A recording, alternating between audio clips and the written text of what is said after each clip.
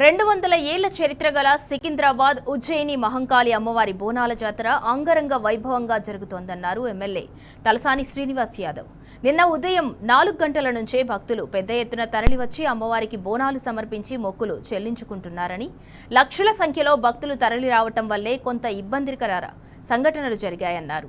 ఇక జోగినీలకు అవమానం జరిగిన మాట వాస్తవమేనని, అయితే ఆ సమయంలో తాను అక్కడ లేనని చెప్పారు.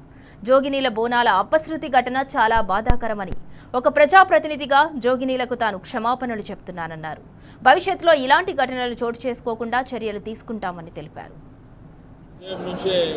కొన్ని వేలాది మంది ఆడపడుచులు అమ్మవారికి బోనాలు సమర్పించుకున్నటువంటి కార్యక్రమం, ఆ తర్వాత తొట్టేల ఊరేగింపులు కానివ్వండి, ఈరోజు ఉదయం 4:30-5 గంటల వరకు పలారమండల ఊరేగింపులు జరిగినాయి. ఇప్పుడు కూడా రంగం కార్యక్రమం, అమ్మవారు భవిష్యవాణి చెప్పినటువంటి విషయాలు కానివ్వండి, ఆ తర్వాత అంబారీ ఊరేగింపు, ఘటం ఊరేగింపు, మళ్ళా సాయంత్రం యథావిధిగా పలారమండల ఊరేగింపులు మన అంగరంగ వైభవంగా జరుగుతున్నటువంటి సందర్భాలు. ఉజ్జయిని మహంకాళి దేవస్థానానికి ఒక చరిత్ర ఉంది.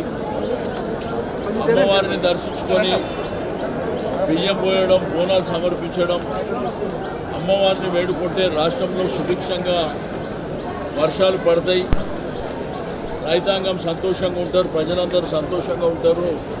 అమ్మవారిని వారి మొక్కు తీర్చుకుంటే మంచి జరుగుతుంది అనేటువంటి నానుడితో జరుగుతున్నటువంటి కార్యక్రమాలు గడిచిన 200 సంవత్సరాల నుంచి జరుగుతున్నాయి. బట్ నేను ఒక అన్ఫార్చునేట్ థింగ్ ఇక్కడ జరిగినటువంటిది, దానికి నేను ఒక ప్రజాప్రతినిధిగా ఈ ప్రాంత శాసనసభ్యుడిగా బాధపడుతున్నా.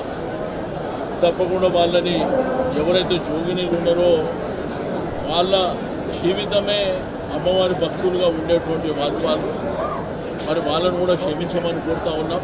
ఇంత పెద్ద జాతరలో కూడా మరి పోయి వాళ్ళకి అపశృతి జరగడం అనేది కూడా బాధాకరమైనటువంటి అంశం. దానికి చింతించడమే కాకుండా తప్పకుండా ఫర్దర్గా ఫ్యూచర్లో అటువంటి ఇబ్బందులు, ఆటంకాలు లేకుండా తప్పకుండా జాగ్రత్తలు తీసుకుంటామని చెప్పి తెలియజేస్తున్నాం.